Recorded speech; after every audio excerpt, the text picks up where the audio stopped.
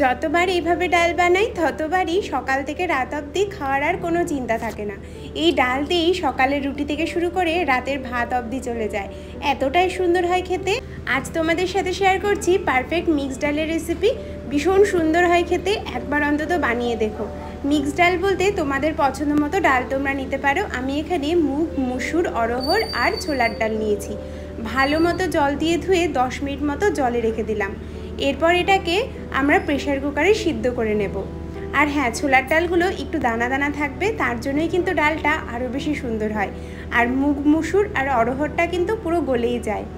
এখানে প্রেসার কুকারের মধ্যেই আমি একটা বড় সাইজের টমেটো, 2খানা পেঁয়াজ, 7 থেকে 8 কোয়া রসুন, 2টো তেজপাতা, লবঙ্গ, গোলমরিচ, এই 2 চামচ মতো, 2 চামচ না, হাফ চামচ মতো হিং, সামান্য ঘি আর পরিমাণ মতো লবণ দিয়ে 3টে সিটি মারবো মিডিয়াম আঁচে।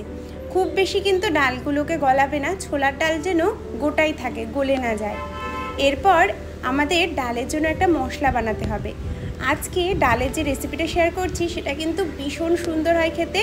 আর বিশ্বাস করো, শুধু ভাত না, রুটি, পরোটা, বাচ্চাদের টিফিনেও তোমরা দিতে পারো। পুরো টিফিন বক্স খালি করে আসবে, এইটুকু বলতে পারি। তো আমি এখানে নারকেল ইউজ করছি আজকে ডালের মধ্যে।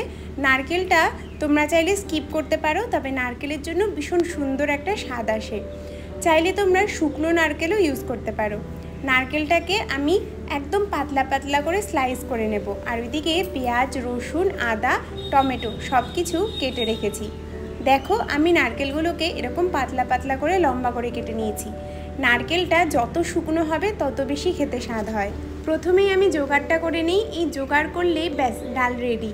আর এদিকে দেখো, আমি সমস্ত ডালের মশলার প্রিপারেশন করে নিয়েছি। তবে ডালের মধ্যে একটা তড়কা দেব, যেটা ডালের স্বাদকে 4-5 গুণ বাড়িয়ে দেবে। তার জন্যও কিন্তু নারকেল, পেঁয়াজ, রসুন, আদা সব কিছু একদম ছোট ছোট টুকরো করে কেটে রেখেছি। এই তড়কাটা কিন্তু মাস্ট, এই তড়কাটা দিলেই কিন্তু ডালটার স্বাদ ভীষণ সুন্দর হয়। প্রথমে তেলের মধ্যে নারকেলগুলোকে বেশ লাল লাল করে ভেজে তুলে রাখবো।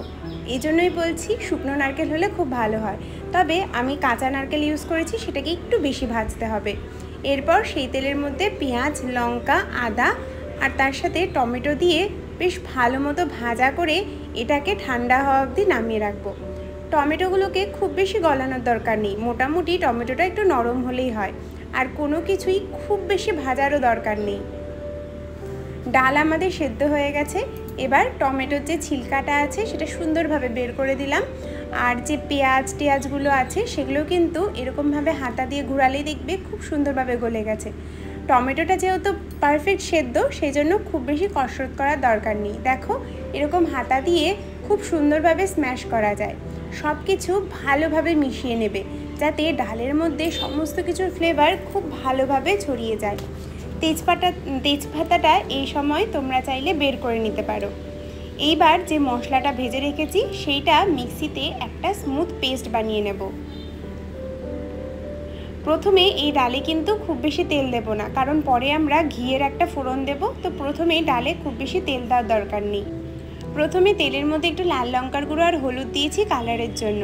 তেলটা একটু গরম হয়ে আসলেই যে পেস্টটা রেডি করে রেখেছিলাম এটা দিয়ে ভালো মতো কষিয়ে নেব যতক্ষণ না তেল ছাড়ছে। এই মশলাটা দেখবে 4 থেকে 5 মিনিটেই সুন্দরভাবে শুকিয়ে আসছে। এটাকে এই ডালটা কিন্তু করতে খুব বেশি সময় লাগে না, শুধু জোগাড়গুলো রেডি থাকলেই হয়ে যায়। আর হ্যাঁ, এই ডালের সাথে তোমাদের আর কিছু দরকারও নেই, এতটাই স্বাদ হয়, এতটাই ফ্লেভার হয় ডালের মধ্যে।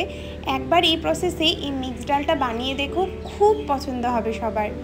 আমি দেখো 4 থেকে 5 মিনিট পর সুন্দরভাবে মশলাটা কষে গেছে। আর ফ্রাইং প্যানে মশলাটা একটু লেগেও যাচ্ছিলো, তো দেখছি সাইড দিয়ে তেলও ছাড়ছে। সেই সময় আমি সেদ্ধ করে রাখা ডালটা দিয়ে দিলাম। এই পর্যায়ে ডালটাকে আমরা 7 থেকে 8 মিনিট একদম হাই ফ্লেমে ফুটিয়ে নামিয়ে রাখবো। ব্যাস, তোমরা চাইলে এরকম অবস্থাতেও খেতে পারো, কোনো অসুবিধে নেই যদি তোমরা ঘিয়ের ফোড়নটা অ্যাভয়েড করতে চাও। তবে আরেকটা কথা, এইভাবে তো খুবই ভালো লাগে, আর ঘিয়ের ফোড়ন দিলে ব্যাস এটার আর কোনো তুলনাই হয় না। তো আমি ঘি নিয়েছি 4-5 চামচ মতো, তার মধ্যে সাদা জিরে, একটু হিং, ওই যে পেঁয়াজ, তারপর ধরো রসুন, টমেটো এগুলো যে কুটে রেখেছিলাম নারকেলের সাথে, সেগুলো দিয়ে একটু লাল লাল করে ভেজে সেটাই এবার ফোড়নের উপর দিয়ে দেবো। একটু লাল লঙ্কার গুঁড়ো দিয়েছি, এতে দেখতেও সুন্দর লাগে আর দেখবে লাল লঙ্কার গুঁড়োর একটা আলাদা ফ্লেভার আছে যেটা খুবই সুন্দর লাগে। ব্যাস আমাদের পারফেক্ট মিক্স ডাল রেডি। একদম অন্য প্রসেসে ডালটা রান্না করা আর ভীষণ সুন্দর হয় খেতে। আমি তো বারবার এর গন্ধ নিচ্ছিলাম। আজকে দুপুরে একদম চটজলদি এই ডালটা ভীষণ সুন্দর একটা মেনু। আর হ্যাঁ, যারা রান্নাঘরে একদমই কম সময় কাটাতে চাও আর চাও যে এক রান্নাতেই পুরো দিন কাটিয়ে দেবে, তাদের জন্য এই ডালটা একদম পারফেক্ট। বিশেষত যারা অফিসে যাও তারাও কিন্তু লাঞ্চ বক্সে এই ডাল আর রুটি অথবা ভাত করে নিয়ে যেতে পারো, এর সাথে আর কিছুই দরকার নেই। আমি তো সিম্পল কাঁচা পেঁয়াজ আর উপর থেকে একটু ধনেপাতা দিয়ে গার্নিশিং করেছি। ডালটা রেখে দিয়েছিলাম, আমাদের রাতে রুটি দিয়েও হয়ে গেছে, এত সুন্দর হয় খেতে।